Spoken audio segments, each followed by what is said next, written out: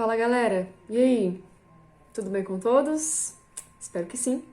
Vamos então continuar com os nossos estudos de transição planetária? Vamos lá? Hoje vai ser a nossa quinta aula. Nós vamos estudar os capítulos 10 e 11, tá certo? Então, muito bem.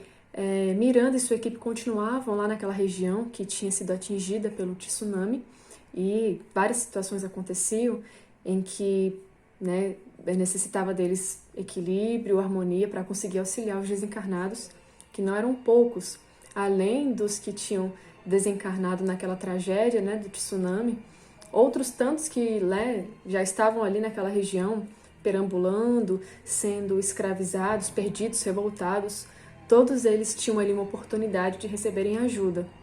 Então a equipe ajudava a todos que apareciam ali, né? Então, muito bem, vamos lá. Vamos para o capítulo 10, lições de alta magnitude. Então, gente, tinha serviço demais. Dá para imaginar, né? Numa situação como essa, o serviço ele não parava.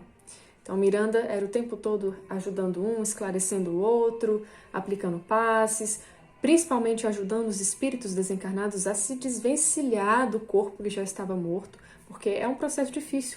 Quando nós não estamos preparados para o desencarne, ou quando somos muito apegados aqui à nossa vida, né, terrena, à matéria, fica difícil mesmo se soltar do corpo já sem vida. Então, esse processo era feito pelo Miranda e por sua equipe. Toda hora apareciam novos desencarnados que necessitavam de auxílio. E além disso, as emoções estavam tão à flor da pele, não só para os que tinham acabado de desencarnar, mas para aqueles também que tinham sobrevivido, né, às ondas. E toda hora chegava uma onda nova, né, onda normal do mar mesmo. Toda hora chegavam essas novas ondas trazendo novos cadáveres, novos corpos. E era sempre um momento de muita comoção também, né, porque os que sobreviviam ficavam ali preocupados com seus parentes, né, que não encontravam, e aí vinha aquela onda do mar trazendo novos corpos, e era sempre uma comoção muito grande. Então, era um clima, assim, tenso, né? As vibrações estavam bem pesadas, e a espiritualidade tinha bastante trabalho. Sem contar que alguns, né, que tinham sobrevivido à onda mortal, né, ao tsunami, desencarnavam depois de infecções, de desnutrição, padecimento de forças mesmo. Então, toda hora, né, uma situação nova acontecia e a equipe ali do Dr. White, no Miranda, precisava estar pronta para auxiliar quem precisasse. Vários espíritos se revoltavam contra a situação que estavam vivendo, chegando ao ponto de culpar Deus pela desgraça que estava acontecendo em suas vidas, né, demonstrando aí total ignorância a respeito das leis divinas. E sobre esse assunto, o Miranda ele explica: essa transferência de responsabilidade dos nossos atos para a divindade, além de ser uma atitude profundamente leviana, é muito cômoda, porque proporciona uma visão totalmente distorcida da realidade. Então é muito fácil nós transferirmos a nossa culpa para o outro. Se um espírito, quando desencarna, se vê naquela situação, naquele conflito, né, padecendo, sofrendo, é muito mais fácil ele culpar Deus por aquilo. É uma situação cômoda do que ele reconhecer, não, poxa, não tive uma vida saudável espiritualmente, né, cometi várias infrações, por isso estou sofrendo nesse momento. É muito mais fácil eu culpar o outro, né, culpar Deus, do que reconhecer os meus erros e os meus defeitos. Então, qual era o instinto de muitos espíritos que tinham desencarnado no tsunami? Culpar Deus. Culpar Deus por todo aquele mal que eles estavam vivendo. Então, é uma atitude ruim, né? É uma atitude cômoda e profundamente leviana. E aí, cabia à equipe, né, do Miranda esclarecê-los a respeito disso. Alguns escutavam, outros continuavam naquela revolta e iam continuar por muitos anos, né? Vai de cada um. Muitas religiões tratam Deus como humano, que possui nossos defeitos e paixões. Isso é comum, né? Nós vemos algumas religiões que humanizam Deus, mostrando que ele tem a ira, que ele nos pune quando a gente erra, e essa concepção é uma concepção totalmente equivocada, né? Sendo que o nosso Criador é todo justiça, todo bondade, não tem como humanizá-lo. Nós temos as nossas paixões vis, os nossos defeitos, nós temos a nossa ira, a gente a gente pune quando nos convém, quando nós achamos que é certo, mas Deus não. Tudo que acontece na nossa vida não é uma punição dele, né? É a nossa colheita. É a nossa colheita, porque o plantio, né, pode não ter sido nessa vida, às vezes foi em outra, mas a colheita ela vem. E ela vem para o nosso próprio bem, para o nosso próprio crescimento. Então, é uma concepção equivocada, humanizar Deus, e é uma coisa que a gente não pode fazer. Outro ponto que Miranda toca bastante, né, nesse capítulo 10, é sobre o despreparo para o desencarne. Será que nós estamos preparados para esse momento? A única certeza que nós temos, né, pessoal, é que vamos desencarnar. Olha o que ele diz. Bastariam somente alguns momentos de reflexão diária em torno da transitoriedade da vida física para nos prepararmos e aguardarmos com alegria o momento da desencarnação. Então, gente, tem que ser uma preparação constante. A todo momento nós temos que nos lembrar que o nosso tempo aqui é transitório. Então, todo dia a gente vai pensar assim, poxa, isso aqui é passageiro. Logo eu vou retornar para a minha verdadeira pátria, que é a pátria espiritual. Então, como que eu quero chegar lá? Nós temos que nos preparar para esse momento, pessoal.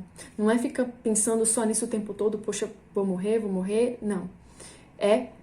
Alguns momentos de reflexão diária, alguns momentos de reflexão. Poxa, isso aqui é passageiro.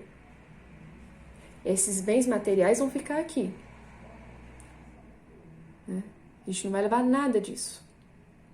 Então, o que eu quero buscar enquanto estou aqui? Como é que eu posso aproveitar o meu tempo enquanto eu estou aqui?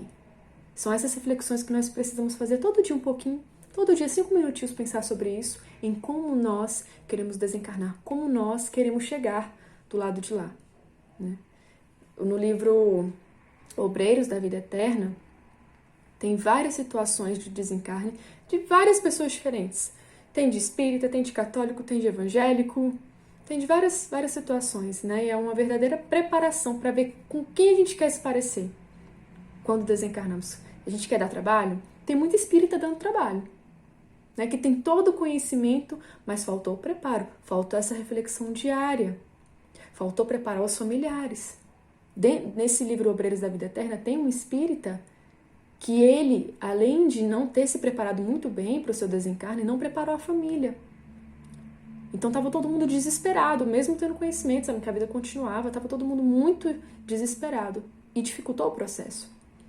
Então é uma coisa que nós precisamos, né, ficar sempre em alertas.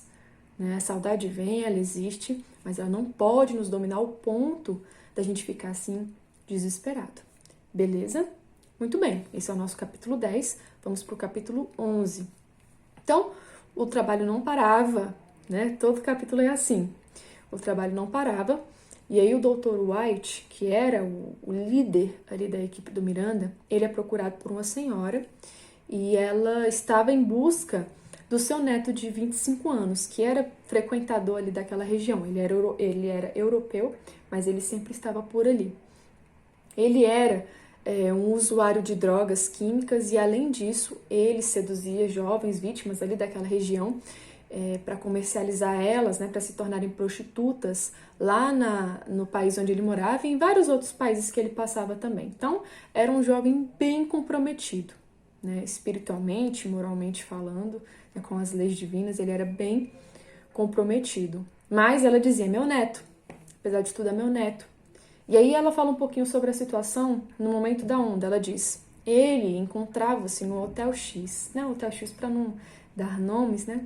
Hotel X, a hora do tsunami, e foi arrebatado pela onda gigante que o carregou com o edifício em desmoronamento. Ficara quase soterrado no entulho e só agora, vários dias após, foi encontrado ainda com vida e conduzido à emergência naquele improvisado hospital erguido por estrangeiros. Então, ele estava num hotel, a onda veio, ele foi soterrado pelo edifício, né, que ele estava, e vários dias depois ele foi encontrado com vida e estava num hospital improvisado, né, numa situação bem crítica. Então, sem demora, o Dr. White, o Miranda e o Oscar foram até esse hospital para ver como é que estava a situação desse jovem, e era grave. Estava numa situação lastimável. Encontrava-se em coma, com uma vasta área cerebral comprometida pelos traumas cranianos sofridos, pelos golpes do desmoronamento da construção e pelo choque do paredão de água. Então foi um impacto muito grande, né, do paredão de água que veio e, né, do edifício que desmoronou sobre ele. Então ele estava completamente assim, a região cerebral dele estava bem comprometida, ele estava inclusive em coma. O Dr. White continua: nosso jovem encontra-se muito gravemente afetado, sem a menor possibilidade de recuperação. Menor possibilidade dele ficar assim bem, conversando, falando, voltando à vida normal. Não tinha a menor possibilidade disso acontecer. O seu corpo não tinha mais como reagir dessa forma. Os largos dias em que esteve sem assistência de qualquer natureza comprometeram-lhe outros órgãos e a bomba cardíaca destrambelhou-se sob o esforço exaustivo, tendo ocorrido neste período 2 paradas que mais comprometeram o cérebro em razão da anóxia decorrente. Então, gente, o corpo estava completamente acabado. Ele demorou a ser encontrado. Isso, né, foi dificultando o processo. Teve 2 paradas cardíacas, o cérebro já estava sem oxigênio. Ele tomou várias pancadas na cabeça, então a situação dele era grave. A situação física, isso a gente está falando da situação física. E olha o que o Dr. White fala pra gente. O mais grave, porém, é a sua condição espiritual. Então, se o corpo estava naquele estado lastimável, vocês imaginem um espírito, né, que tinha levado aí uma vida curta, 25 anos, mas uma vida só de excessos, de toda parte. Do lado espiritual, vários adversários, e 2 se destacavam, porque eles estavam assim emitindo vibrações ferrenhas contra aquele jovem, fazendo com que ele sentisse dores terríveis. E o espírito dele, né, fora do corpo, mas ainda ligado, porque ele ainda estava vivo, se debatia, se contorcia de dor. E quanto mais ele sofria, mais os adversários iam, ficavam felizes. A intenção deles era que o desencarne viesse logo. Eles queriam que o jovem estivesse do lado de lá, junto deles, para eles implicarem ali, né, as punições que eles achavam convenientes. Um dos espíritos dizia assim: estrangeiro maldito, abutre infeliz que degradas todos aqueles que passam pelo teu caminho de misérias. Porque somos pobres, pensa cinicamente que podes corromper as nossas meninas, levando-as para a escravidão nas tuas terras? Pagarás os crimes como nunca poderias imaginar, porque dispomos de outro poder que não tens, miserável. Então eram parentes das jovens que ele seduzia e tornava-as prostitutas, né, em outros países. Então estavam lá eles para cobrar justiça, para cobrar que algo fosse feito.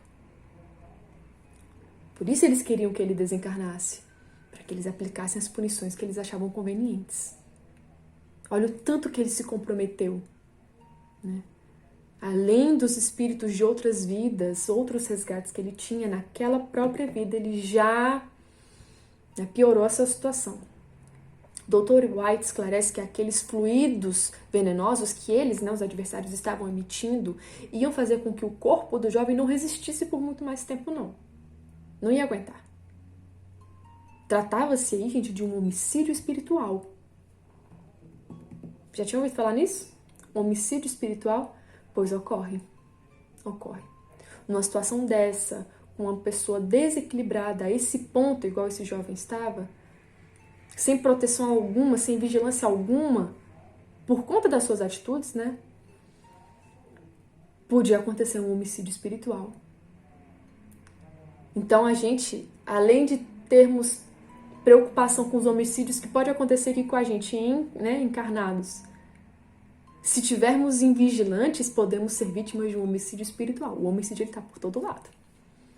Nós temos que tomar as devidas medidas, proteger aqui, trancar a nossa casa, ficar atentos quando estivermos na rua, essas seguranças para o nosso corpo de carne e osso e para o nosso espírito, a prece, né, a vigilância, confiar em Deus, para não sermos vítimas de um homicídio espiritual. Então, o Dr. White fala que se continuassem com aqueles fluidos venenosos, o corpo do jovem não ia durar muito tempo. Porém, era necessário que ele sobrevivesse. Era preciso que ele sobrevivesse para que ele tivesse uma longa existência vegetativa de reparação. Então, ele tinha que viver, sim, mas não tinha como ele estar bem, estar assim, forte. Ele tinha que ficar em estado vegetativo, ia ficar por muitos anos. Era uma existência vegetativa de reparação. Então, quando a gente vê uma pessoa nessa situação, a gente fica pensando, mas por que será que ela está assim? Que proveito está tendo disso? Uma pessoa na cama, nesse estado, sem falar, sem andar? Tudo tem uma explicação, tudo tem um motivo. Com certeza é para o próprio melhoramento do espírito que se encontra assim. Em alguma coisa, alguma lição ele vai tirar dali. Então, por isso que nós espíritas, somos contra a eutanásia. Tentando abreviar uma prova que o espírito precisa passar. Então, não faz sentido. Nós somos contra. Né? A pessoa ela tem que ficar passando por aquilo o tempo que Deus julgar necessário. Para o próprio bem dela. Né? Para o próprio bem dela. Então, Dr. White começa a conversar com aqueles espíritos que estavam ali. Para que impedisse o desencarne do jovem que precisava viver. Então, ele fala que a justiça, ela vem de Deus, porque nós somos muito falhos para aplicar a justiça. Né? Eles queriam justiça pelas suas filhas que tinham sido, né, levadas, né, para outros países. Eles queriam justiça, mas essa justiça, ela viria. Mas não através das mãos deles. Porque quem de nós não tem defeitos, não é? Como é que a gente pode aplicar a justiça no outro? Então, era isso que o Dr. White tentava esclarecer. Eles, porém, né, que eram muçulmanos, porque ele naquela região, a maioria das pessoas eram muçulmanas, eles tentando se justificar, falavam que no Alcorão, que era o livro que eles seguiam, estava escrito que eles tinham sim direito à represália. Estava escrito no Alcorão, era o livro que eles seguiam. Estava lá. Se o jovem tinha prejudicado eles e a família deles, eles tinham direito à represália. Dr. White, que era muito conhecedor, né, de vários assuntos espirituais, ele esclarece o seguinte. Isso poderia parecer correto. Isso ele fala, Dr. White. Isso poderia parecer correto. Nada obstante, o Alcorão também fala de misericórdia e que somente Alá é justo. Alá é o mesmo que Deus, né? Para os muçulmanos.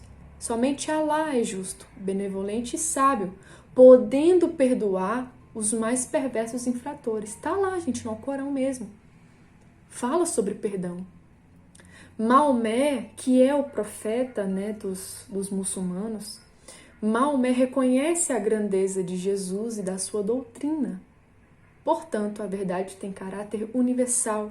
E no caso em tela, não importa que a interferência seja por intermédio de muçulmanos ou de cristãos, mas que seja baseada nos sentimentos de misericórdia e de amor, ambos de caráter divino, portanto, inderrogáveis. Então não importa se nós vamos seguir aqui a Bíblia, né, vamos seguir o Evangelho segundo o Espiritismo, se nós vamos seguir o Alcorão, não importa se somos católicos, cristãos, muçulmanos. O que importa é o perdão. No Evangelho segundo o Espiritismo está falando sobre perdão, na Bíblia fala sobre perdão, no Alcorão fala sobre perdão. Então é o momento de perdoar. Perdoar. Não nos cabe fazer justiça com as próprias mãos. Isso o Dr. White tentando esclarecê-los. Eles ficam um pouco balançados, mas ainda bem resistentes àquela situação. E aí, o Dr. White vai para o plano B. Qual é o plano B nessas situações? O que os espíritos, né, sempre fazem? Oram. E ele começa a orar, né, envolvendo ali aqueles algozes, aqueles adversários do jovem de 25 anos. E aí, eles são surpreendidos com um torpor. Sabe aquele sono que vem de repente? Já aconteceu com vocês? Você está super bem, aí de repente vem aquela moleza, vontade de deitar e dormir. Eles se sentiram assim, um torpor. E aí eles foram amparados por uma enfermeira espiritual, a Ana, né? E foram colocados no solo, adormeceram. Adormeceram. Porque aí o Dr. White teve condição de se aproximar do jovem e fazer com que seu espírito se acalmasse, voltasse ali para o corpo, para que ele sobrevivesse àquela situação. Então ele aplicou energias saudáveis no enfermo que estava em estado de coma. E ele, né, Miranda fala, vimos o encaixar do espírito no corpo. E logo depois, né, ele sacudiu todinho num processo de convulsão. Quando o espírito voltou para o corpo, ele teve tipo uma convulsão. Né? Fazia parte do processo. Então ele iria sobreviver, ia voltar para sua casa e ia ficar num coma ali, né, no estado vegetativo. Sabe quando a pessoa fica com os olhos abertos, mas não fala, não emite som, não se mexe? Esse estado que ele iria ficar. Né? E era importante isso para o seu crescimento mesmo espiritual. Tá certo? E é isso, pessoal. O nosso capítulo 11, 10 e 11 foram esses. Hoje foi a nossa quinta aula. E aí, semana que vem, a gente continua, se Deus quiser, com a permissão de Deus, estaremos juntos novamente. Tá bom? Um abraço, fiquem com Deus.